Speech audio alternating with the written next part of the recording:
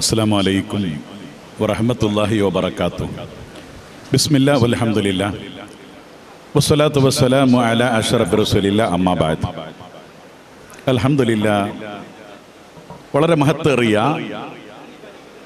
ഈ സമുദായത്തിന് അനിവാര്യമായി തീർന്ന ഒരു നല്ല ഒരു കാര്യക്രമം നമ്മുടെ പ്രിയങ്കരനായ ലത്തീഫ് ഗുറുപ്ര ഈ സമുദായത്തിൽ പ്രായം തികഞ്ഞിട്ട് കെട്ടിക്കാൻ കഴിയാതെ കണ്ണുനീരൊലിപ്പിച്ച് കരയുന്ന പാവപ്പെട്ട പെൺകുട്ടികളുടെ 10 ജോഡിയുടെ വിവാഹം.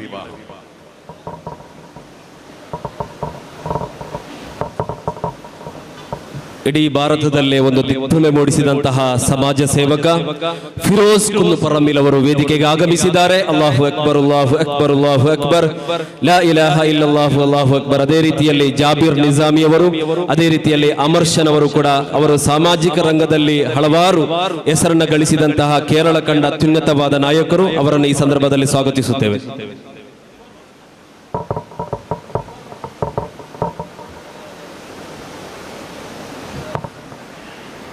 അൽഹംദുലില്ലാ, പ്രഗത്ഭരായ സയ്യിദന്മാർ, ഉലമാക്കള്, മാത്രമല്ല ലത്തീഫ് ഗുറുപ്രയെ പോലെ ഈ സമൂഹത്തിൽ എനിക്ക് ഒരു ഭർത്താവിനെ കിട്ടാനുണ്ടോ, എൻ്റെ അടുത്ത മുതലാളിയുടെ വീട്ടിൽ എന്നെക്കാൾ താഴെയുള്ള പ്രായമുള്ള പെണ്ണിനെ കെട്ടിച്ചു കൊടുക്കുന്ന ദിവസത്തിന്റെ പാട്ട് കച്ചേരിയുടെ ശബ്ദം എൻ്റെ ചെവിയിൽ അലടിക്കുകയാണ്. അവിടെ ഉണ്ടാക്കുന്ന ഭക്ഷണത്തിന്റെ മണം എൻ്റെ മൂക്കിനടിക്കുകയാണ്. എനിക്ക് ഒരു പുതിയാപ്പിളനെ കിട്ടാനുണ്ടോ എന്ന് കണ്ണുനീരൊലിപ്പിച്ച് കരയുന്ന ആ പാവപ്പെട്ട പെൺകുട്ടികളുടെ കണ്ണുനീരൊപ്പുന്ന വലിയ ഒരു പ്രവർത്തനമാണ് പ്രിയങ്കരനായ ലത്തീഫ് ഗുറുപ്ര.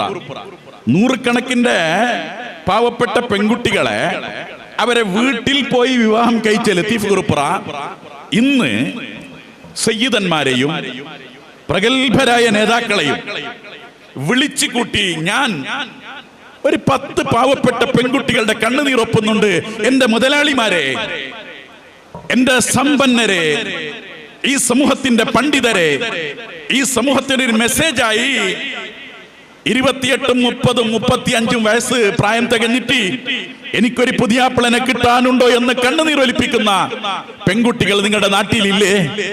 അവരെ വിവാഹത്തിന് പ്രേരണയാകാൻ വേണ്ടി മാത്രം മാസ് മാരേജ്, ഈ സാമൂഹിക വിവാഹം ആൾക്കൂട്ടങ്ങളെ കൂട്ടി ലത്തീഫിനെ പ്രശംസിക്കാൻ വേണ്ടിയിട്ടല്ല. 10 ലത്തീഫുമാർ ഈ വേദിയിൽ നിന്ന് സൃഷ്ടിയാകണം. അവർക്ക് പ്രേരണ നൽകുന്ന നൂറുകണക്കിന്റെ ഈ സമൂഹം സൃഷ്ടിയാകണം. എന്തേ പ്രവാചക പുങ്കവർ സല്ലല്ലാഹു അലൈഹി വസല്ലമ തങ്ങളുടെ അരികിൽ ഒരു പാവപ്പെട്ട മനുഷ്യൻ വന്ന് പറയുന്നു, നാളെ എന്റെ മകളെ വിവാഹമാണ്, വിവാഹത്തിന് എന്റെ കയ്യിലൊന്നുമില്ല പ്രവാചകരെ. ആ സമയത്ത് പ്രവാചകർ പറഞ്ഞു, ആയിഷ വീടൊന്ന് തപ്പി നോക്ക്. തപ്പി നോക്കുമ്പോൾ വീട്ടിൽ, ആയിഷയുടെ വീട്ടിൽ, പ്രവാചകരുടെ വീട്ടിൽ ഒന്നുമില്ല. അല്ലാഹുവിന്റെ റസൂൽ പറഞ്ഞു, എന്റെ പൊന്നുമോള് ഫാത്തിമയുണ്ട്, ആ ഫാത്തിമയുടെ വീട്ടിലേക്ക് ഒന്ന് പോകണം, പോയിട്ടോ എന്തെങ്കിലും ഉണ്ടോ എന്ന് തപ്പി നോക്കണം.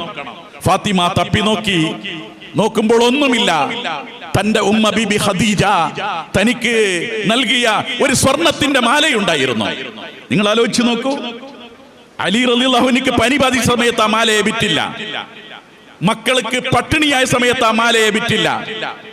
വിവാഹത്തിന് പ്രായം തികഞ്ഞ് കെട്ടിക്കാൻ കഴിയാതെ കണ്ണുനീരൊലിപ്പിക്കുന്ന ആ മനുഷ്യനിക്ക് ഖദീജ ബീബിയുടെ പൊന്നുമോള് ഫാത്തിമ ആ മാലയെ എടുത്തു കൊടുത്ത് റസൂലുള്ളാഹിയുടെ അരികിൽ വന്നുകൊണ്ട്, മാലയെ ആ മാങ്ങിയ മനുഷ്യനിക്ക് അതൊന്നും അറിയില്ല, എന്റെ മകളെ വിവാഹം നാളെ കഴിയണം.